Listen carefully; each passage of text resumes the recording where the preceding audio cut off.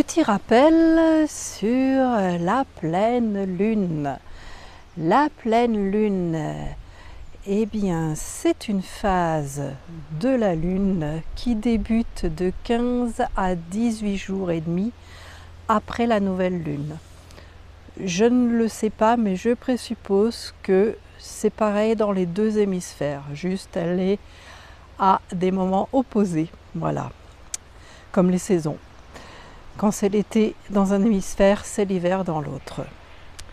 Les mots-clés de cette phase de pleine lune, c'est résultat, pardon, gratitude. C'est le grand moment du cycle lunaire.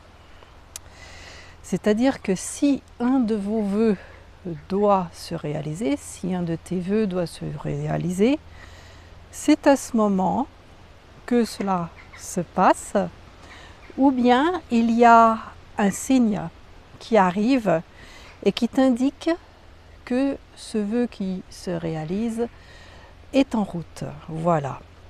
Donc c'est aussi la période où il est bon de penser du mieux possible à ce que l'on veut. Donc peut-être repréciser des petites choses, se compter chanceux surtout, pour ceux qui aiment parler de chance, se sentir bien, une période où il est bon de se sentir bien, tout en sachant et en étant conscient que c'est une période, une phase, la pleine lune, intense, voilà. Et du coup, c'est un moment du mois où on se sent anxieux, tendu. C'est tout à fait normal.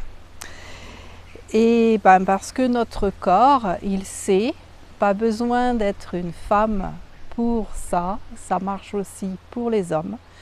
Notre corps sait que c'est le point culminant du cycle actuel de la Lune. Donc c'est pour ça que c'est de 15 à 18 jours et demi après la nouvelle lune, pas forcément un jour fixe. Un peu avant la pleine lune et un peu après, ça marche aussi de la même façon. Donc cette partie du cycle, la pleine lune, est yang. Yang dans la médecine chinoise, c'est ce que nous on pourrait dire le côté masculin, le côté fort, etc. Alors que le côté yin est le côté plus intuitif et plus féminin. Je préfère dire yang parce que c'est des parts que même les femmes ont. Donc l'énergie, elle est extérieure. Nos sentiments sont exposés aux yeux de tous. Peut-être tu es en train de te dire que tu as exprimé des choses que tu n'avais pas exprimées avant. C'est tout à fait normal. Et sans dire que c'est la faute de la pleine lune, peut-être dire c'est grâce à la pleine lune. Donc c'est bon aussi d'utiliser cette partie du cycle de la pleine lune pour se laisser aller, se libérer de choses qu'il est bon de laisser partir.